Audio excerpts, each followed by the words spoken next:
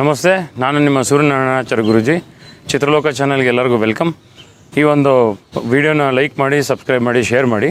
ನೋಡಿ, ನಾನು ಈ ದಿನ ನಿಮ್ಗೇನು ತಿಳಿಸ್ಕೊಡ್ಬೇಕು ಅಂತ ಬಂದಿದ್ದೀನಿ ಅಂತ ಹೇಳಿದ್ರೆ, ಈ ದಿನ 4ನೇ ಮನೆ, ಕುಂಡಲಿಯಲ್ಲಿ 4ನೇ ಮನೆ ಏನಕ್ಕೆ ಉಪಯೋಗ ಆಗುತ್ತೆ, 4ನೇ ಮನೆಯ ಅದ್ಭುತ ವಿಷಯಗಳೇನು, 4ನೇ ಮನೆಯಲ್ಲಿ ತೊಂದರೆ ಆದ್ರೇನು, ಅದಕ್ಕೆ ಪರಿಹಾರ ಏನು ಅಂತ ತಿಳಿಸ್ಕೊಡ್ತೀನಿ. ನೋಡಿ, 4ನೇ ಮನೆ ಅಂತಂದರೆ ಕಾಲಪುರುಷ ಕುಂಡಲಿಯಲ್ಲಿ ಕರ್ಕಾಟಕ ರಾಶಿ ಆಗುತ್ತೆ. ಕರ್ಕಾಟಕ ರಾಶಿಗೆ ಅಧಿಪತಿ ಬಂದು ಚಂದ್ರ. ಸೊ 4ನೇ ಮನೆಗೆ ಇಂಪಾರ್ಟೆಂಟು ಚಂದ್ರ ಆಗಿರ್ತಾನೆ. ಆ್ಯಂಡ್ 4ನೇ ಮನೆಯಲ್ಲಿ ಬುಧ, ಶುಕ್ರ, ಕುಜ, ಶನಿ 4 ಗ್ರಹದ ಮಹಾತ್ಮೆ ಇದೆ.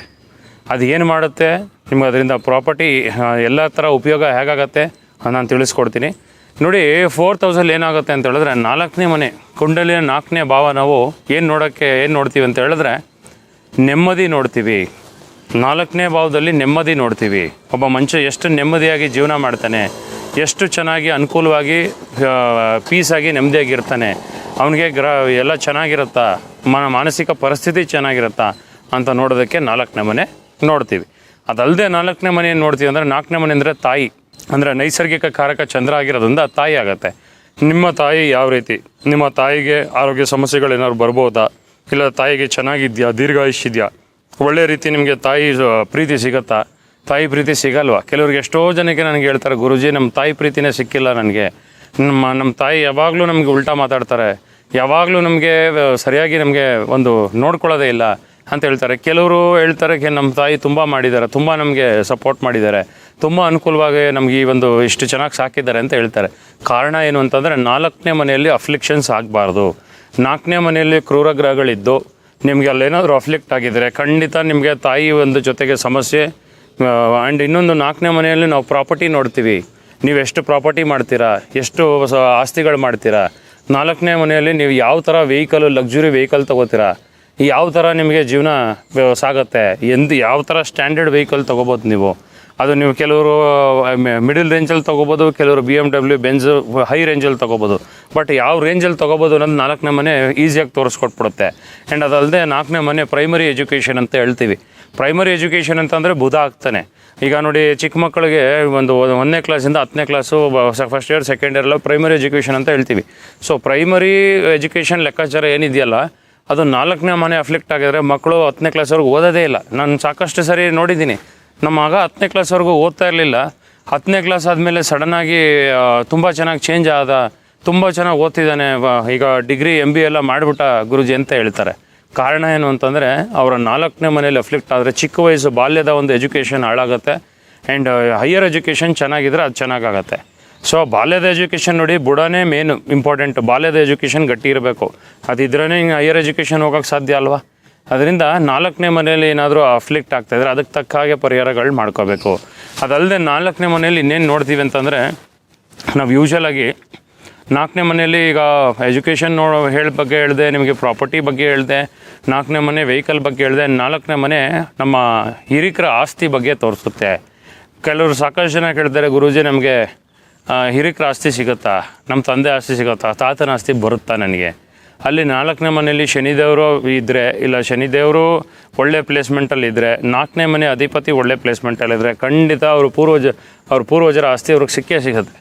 ಒಳ್ಳೆ ಪ್ಲೇಸ್ಮೆಂಟಲ್ಲಿರಬೇಕು. ಈಗ ಬೈ ಚಾನ್ಸ್ 4ನೇ ಮನೆ ಅಧಿಪತಿ 6, 8, 12ರಲ್ಲಿ ಹೊಂಟೋದ್ರೆ ಹೋಯಿತು, ಅವರು ಸಾಕಷ್ಟು ಆಸ್ತಿಗಳನ್ನ ಕಳ್ಕೊಂಡಿರ್ತಾರೆ. ಹೇಳ್ತಾರೆ, ನಮ್ಮ ತಾತನ ಕಾಲದಲ್ಲಿ ಅಷ್ಟು ಆಸ್ತಿ ಇತ್ತು, ಇವಾಗ ನಮ್ಗೆ ಆಸ್ತಿ ಇಲ್ಲ. ಕಾರಣ ಏನು ಅಂತಂದರೆ, ಈ 4ನೇ ಮನೆ ಈ ಥರ 6, 8, 12ರಲ್ಲಿ ಹೋಗಿ ಫಾಲ್ಟ್ ಆಗಿರುತ್ತೆ.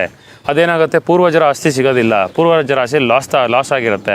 ನಮ್ಮ ತಾತನಿಗೆ ಅಷ್ಟು ಎಕರೆ ಆಸ್ತಿ ಇತ್ತು, ನಮ್ಮ ತಂದೆಗೆ ಅಷ್ಟು ಎಕರೆ ಆಸ್ತಿ ಇತ್ತು ಅಂತ ಹೇಳ್ತಾರೆ. ಏನಕ್ಕೆ ಅವ್ರಿಗೆ ಸಿಗೋಲ್ಲ ಅಂತ ಹೇಳಿದ್ರೆ, ಶನಿದೇವರು ಚೆನ್ನಾಗಿರ್ಬೇಕು ಒಂದು, ಎರಡನೇದು ಅವರು 4ನೇ ಮನೆ ಅಧಿಪತಿ ಚೆನ್ನಾಗಿರಬೇಕು. ಅಲ್ಲಿ ಅಫ್ಲಿಕ್ಷನ್ಸ್ ಆಗಿದ್ರೆ ಅದಕ್ಕೆ ಪರಿಹಾರ ಮಾಡಿದ್ರೆ ಸಿಗುತ್ತೆ.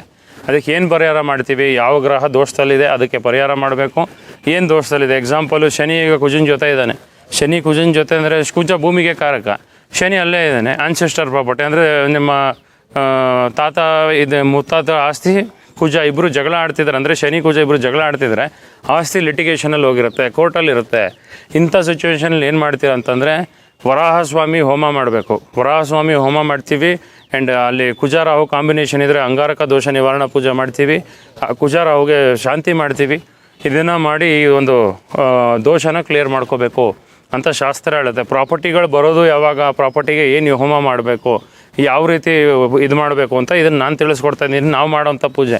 ನೀವು ರೆಮಿಡಿ ಏನು ಮಾಡ್ಬೋದು ಅಂತಂದರೆ, ಈಗ ಪ್ರಾಪರ್ಟಿ ದೀರ್ಘಕಾಲದಿಂದ ಪ್ರಾಬ್ಲಮ್ಸಲ್ಲಿದೆ ಅಂತ ಹೇಳಿದ್ರೆ ನೀವು ಗೋಮಾತೆ ಚಕ್ರ ಅಂತ ಗ್ರಂಥಿಗೆ ಅಂಗಡಿಲಿ ಸಿಗುತ್ತೆ. ಈಗ ಕೆಲವ್ರು ಏನು ಮಾಡಿರ್ತಾರೆ, ಪ್ರಾಪರ್ಟಿಗೆ ಮಾಟ ಮಾಡಿಸಾಕ್ಬಿಟ್ಟಿರ್ತಾರೆ, ಸೇಲೇ ಆಗೋಲ್ಲ. ಸುಮಾರು ದಿನಗಳು, ತಿಂಗಳುಗಳಾಗತ್ತೆ, ಒಂದೊಂದು ವರ್ಷ ಆಗುತ್ತೆ, ಸೇಲೇ ಆಗೋಲ್ಲ. ಸೇಲ್ ಮಾಡಬೇಕು ಅಂದ್ಕೊಂಡಿರ್ತಾರೆ, ಅದು ಬೇರೆ ಇನ್ನೇನು ಲಿಟಿಗೇಷನ್ ಅಲ್ಲಿ ಇದು ಮಾಡಿರ್ತಾರೆ.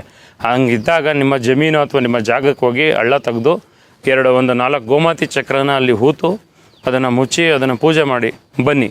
ಖಂಡಿತ ನಿಮಗೆ ಅಲ್ಲಿ ದೋಷ ಏನಾಗ್ತಿದೆ, ಆ ಒಂದು ಜಾಗದ್ದು ಸೇಲ್ ಆಗ್ತಾಯಿಲ್ಲ, ಜಾಗ ಸೇಲ್ ಆಗೋಂಗಾಗತ್ತೆ, ಇಲ್ಲ ಜಾಗದಿಂದ ಏನಾದ್ರು ಲಿಟಿಗೇಷನ್ ಆಗ್ತಿದೆ, ಲಿಟಿಗೇಷನ್ ಹೋಗುತ್ತೆ. ಈ ಒಂದು ಇದನ್ನು ನಾನು ನಿಮಗೆ ಪರಿಹಾರ ಮಾಡ್ತಕ್ಕಂಥದ್ದು ಹೇಳ್ಕೊಟ್ಟಿದ್ದೀನಿ. ಇದಲ್ಲದೆ ಈಗ 4ನೇ ಮನೆಯಲ್ಲಿ ನೋಡಿ ಏನಾಗುತ್ತೆ ಅಂತ ಹೇಳಿದ್ರೆ, ಏನು ಯೂಶ್ವಲಾಗಿ ತಾಯಿ, ಈಗ 4ನೇ ಮನೆಯಲ್ಲಿ ತುಂಬ ರಾಹು ಕುಜ ದೋಷ ಇದೆ, ಇಲ್ಲ ತುಂಬ ಗ್ರಹಗಳು ಅಫ್ಲಿಕ್ಟ್ ಆಗಿದೆ ಅಂದರೆ ತಾಯಿಗೆ ಹೆಲ್ತ್ ಇಶ್ಯೂಸ್ಗಳು ಬರ್ತವೆ, ತಾಯಿಗೆ ಹೆಲ್ತ್ ಪ್ರಾಬ್ಲಮ್ಸ್ಗಳು ಸ್ಟಾರ್ಟ್ ಆಗ್ತವೆ. ಅದನ್ನು ಈ ಥರ ದೋಷ ಇದ್ದಾಗ ನಾವು ಅದಕ್ಕೂ ಕೂಡ ಏನು ದೋಷ ಆಗ್ತಾಯಿದೆ, ಈಗ ಗುರು ರಾಹು ಇದೆ 4th ಹೌಸಲ್ಲಿ ಅಂದರೆ ಗುರು ಚಂಡಾಳ ದೋಷ ಆಗಿದೆ, ಗುರು ಚಂಡಾಳ ದೋಷ ನಿವಾರಣೆ ಪೂಜೆ ಮಾಡಿ ಅದಕ್ಕೆ ತಕ್ಕ ಹಾಗೆ ನಾವು ಕ್ಲಿಯರ್ ಮಾಡಬೇಕಾಗತ್ತೆ. ಸೊ ಏನು ದೋಷ ಆಗ್ತಾಯಿದೆ, ಯಾವ ದೋಷ ಆಗ್ತಾಯಿದೆ ಅಂತ ನೋಡೋದಕ್ಕೆ ನಾವು 4ನೇ ಮನೆಯಲ್ಲಿ ಈ ರೀತಿ ಪೂಜೆ ಮಾಡಿ ಹೋಮ ಮಾಡಬೇಕಾಗತ್ತೆ. ಅದಲ್ಲದೆ ನಾನು ನಿಮಗೆ ಇನ್ನೊಂದು ಏನಂತ ಹೇಳ್ತೀನಿ ಅಂದರೆ, 4th ಹೌಸ್ ಬಂದು ಚೆಸ್ಟು ಲಂಗ್ಸು ಅಂತ ಹೇಳ್ತೀವಿ, ನಮ್ಮ ಎದೆ ಮತ್ತು ಹಾರ್ಟ್ ಕೂಡ ಆಗುತ್ತೆ. 4ನೇ ಮನೆಯಲ್ಲಿ ಏನಾದ್ರು ಗ್ರಹಗಳು ಅಫ್ಲಿಕ್ಟ್ ಆದಾಗ ಪದೇ ಉಸಿರಾಟದ ಸಮಸ್ಯೆಗಳು, ಲಂಗ್ಸ್ ಸಮಸ್ಯೆಗಳು, ಹಾರ್ಟಿನ ಸಮಸ್ಯೆಗಳು ಕೂಡ ಬರೋ ಸಾಧ್ಯತೆಗಳು ಇರ್ತವೆ. ಸೊ ಅದಕ್ಕೆ ನಾನು ನಿಮ್ಗೆ ಏನಂತ ತಿಳಿಸ್ತೀನಿ ಅಂದರೆ, 4ನೇ ಮನೆ ತುಂಬ ಬೇಕಾದಂಥ ಮನೆ. 4ನೇ ಮನೇಲಿ ಕ್ರೂರ ಗ್ರಹಗಳಿದ್ರೆ ಮನಃಶಾಂತಿನೇ ಇರಲ್ಲ. ಗುರು ಹೇಳ್ತಾರೆ, ಗುರುಜಿ ನಮಗೆ ಬೇಕಾದಷ್ಟು ಆಸ್ತಿ ಇದೆ, ಮನಃಶಾಂತಿನೇ ಇಲ್ಲ ಗುರುಜಿ ಅಂತಾರೆ. ಯಾಕೆ ಮನಃಶಾಂತಿ ಇಲ್ಲ ಅಂದರೆ 4ನೇ ಮನೆಯಲ್ಲಿ ಈ ಥರ ಪ್ರಾಬ್ಲಮ್ಸ್ ಆಗಿರ್ತದೆ. ಇನ್ನೊಂದು, ಆಸ್ತಿ ಒಂದೇ ಅಫ್ಲಿಕ್ಟ್ ಆಗಬೇಕು ಅಂತಲ್ಲ, ಆಸ್ತಿಗೆ ಬೇರೆ ರೀತಿ ನಾನಾ ರೀತಿ ಕಾಂಬಿನೇಷನಲ್ಲಿ ಕೂಡ ನಿಮಗೆ ತೊಂದರೆ ಆಗುತ್ತೆ. ಅದಕ್ಕೆ ನಾನು ನಿಮ್ಗೆ ಏನಂತ ಹೇಳ್ತಿದ್ದೀನಿ ಅಂತಂದರೆ, ಏನು ದೋಷ ಇದೆ ಅದನ್ನು ಜಾತಕದಲ್ಲಿ ನೋಡ್ಕೊಳ್ಳಿ, ಅದಕ್ಕೆ ತಕ್ಕ ಹಾಗೆ ಪರಿಹಾರ ಮಾಡ್ಕೊಳ್ಳಿ, ಖಂಡಿತ ನಿಮಗೆ ಎಲ್ಲ ರೀತಿ ಒಳ್ಳೆಯದಾಗತ್ತೆ. ಅದಲ್ಲದೆ ನಾನು ಇನ್ನೊಂದು ಏನಂತ ಹೇಳ್ತೀನಿ ಅಂತಂದರೆ, 4ನೇ ಮನೆ ಬರೀ ಇಷ್ಟೇ ಅಲ್ಲ, 4ನೇ ಮನೆಯಲ್ಲಿ ಏನಾಗುತ್ತೆ ಅಂತಂದರೆ, ಕೆಲವೊಂದು ಈಗ ನೋಡಿ ತುಂಬ 4-10 ಆ್ಯಕ್ಸಿಸಲ್ಲಿ ರಾಹು ಕೇತುಗಳು ಬಂದ್ಬಿಟ್ರು, ಕಾಲಸರ್ಪ ದೋಷ ಬಂದ್ಬಿಡ್ತು ಅಂತಂದರೆ ಕಂಪ್ಲೀಟಾಗಿ ನಿಮ್ಗೆ ಏನಾಗುತ್ತೆ, ಅದು ಎಲ್ಲ ಗ್ರಹಗಳು ರಾಹು ಕಡೆ ಹೋಗ್ತಿದ್ರೆ ನಿಮಗೆ ಆ ಪ್ರಾಪರ್ಟಿ ಯೋಗ ಸಿಗೋದೇ ಇಲ್ಲ. ಎಷ್ಟೆಷ್ಟೋ ಒಂದೊಂದು ಲಿಟಿಗೇಷನ್ 10 ವರ್ಷ 20 ವರ್ಷ ಇದು ಮಾಡಿರ್ತಾರೆ ಕೋರ್ಟಲ್ಲಿ, ಅದು ಏನಕ್ಕೆ ಸಿಗೋಲ್ಲ, ಪ್ರಾಪರ್ಟಿ ದೀರ್ಘಕಾಲದಲ್ಲಿ ಇದು ಮಾಡಿದ್ರು ನಮಗೆ ಸಿಗಲಿಲ್ಲ ಗುರುಜಿ ಅಂತ ಹೇಳ್ತಾರೆ. ಯಾಕಂತಂದರೆ ಈ ಥರ ಕಾಲಸರ್ಪ ದೋಷ ಭಾಳ ಕೆಟ್ಟದು, ಅಂಗಾರಕ ದೋಷ ಭಾಳ ಕೆಟ್ಟದು, ಕುಜ ರಾಹು ಕಾಂಬಿನೇಷನ್ ಇದೆಲ್ಲ ಭಾಳ ಕೆಟ್ಟದು. ಯಾಕಂದರೆ ಕುಜ ಅಂದರೆ ಭೂಮಿಗೆ ಕಾರಕ, ಕುಜ ಚೆನ್ನಾಗಿದ್ದರೆ ಒಳ್ಳೆ ಭೂಮಿ ಕೊಡಿಸ್ತಾನೆ ನಿಮಗೆ. ಅದರಲ್ಲಿ 4ನೇ ಮನೆಯಲ್ಲಿ ಶುಕ್ರ ದಿಗ್ಬಲಿ ಆಗ್ತಾನೆ, ಚಂದ್ರ ದಿಗ್ಬಲಿ ಆಗ್ತಾನೆ. ಚಂದ್ರ ಶುಕ್ರ 4ರಲ್ಲಿದ್ದರೆ ಭಾಳ ಶುಭ. ದಿಗ್ಬಲಿ ಅಂತ ಅಂದರೆ ಅವ್ರಿಗೊಂದು ಸ್ಪೆಷಲ್ ಪವರ್ ಬರುತ್ತೆ ಅಂತ ಅರ್ಥ. ಆ ಸ್ಪೆಷಲ್ ಪವರಲ್ಲಿ ಅವರು 0 ಡಿಗ್ರಿಲಿದ್ದರೂ ನಿಮಗೆ ಒಳ್ಳೆಯದು 100% ಚೆನ್ನಾಗಿ ಮಾಡ್ತಾರೆ. ಅದು ಡಿಗ್ರಿ ವೈಸ್ ಕ್ಯಾಲ್ಕುಲೇಷನ್ ನೋಡೋಲ್ಲ. ಆವಾಗ ಯಾವ ರೀತಿ ಡಿಗ್ರಿ ನೋಡ್ತೀವಿ, ಏನು ನೋಡ್ತೀವಿ ಅದು ನೋಡೋಲ್ಲ. ಈಗ ಶುಕ್ರ 4ನೇ ಮನೇಲಿ 2 ಡಿಗ್ರಿಲಿದ್ದಾನೆ ಅಂದ್ಕೊಳ್ಳಿ, ವೀಕ್ ಆಗಿದ್ದಾನೆ, ಒಂದು 12ರಿಂದ 18 ಡಿಗ್ರಿಲಿ 100% ಪವರ್ಫುಲ್ ಅಂತ ಹೇಳ್ತೀವಿ ಒಂದು ಗ್ರಹ. ಸೊ ಬರೀ 2 ಡಿಗ್ರಿಲಿದ್ದರೂ ಕೂಡ ನಿಮಗೆ ವೆಲ್ತು, ಶುಕ್ರನ ಆಸ್ತಿ, ಲಕ್ಸುರಿ, ಗ್ರೋತು ಎಲ್ಲ ಸಿಗುತ್ತೆ ಪವರ್ಫುಲ್ಲಾಗಿ ಶುಕ್ರ ದಶೆ ಅಂತರ್ದಶೆಯಲ್ಲಿ.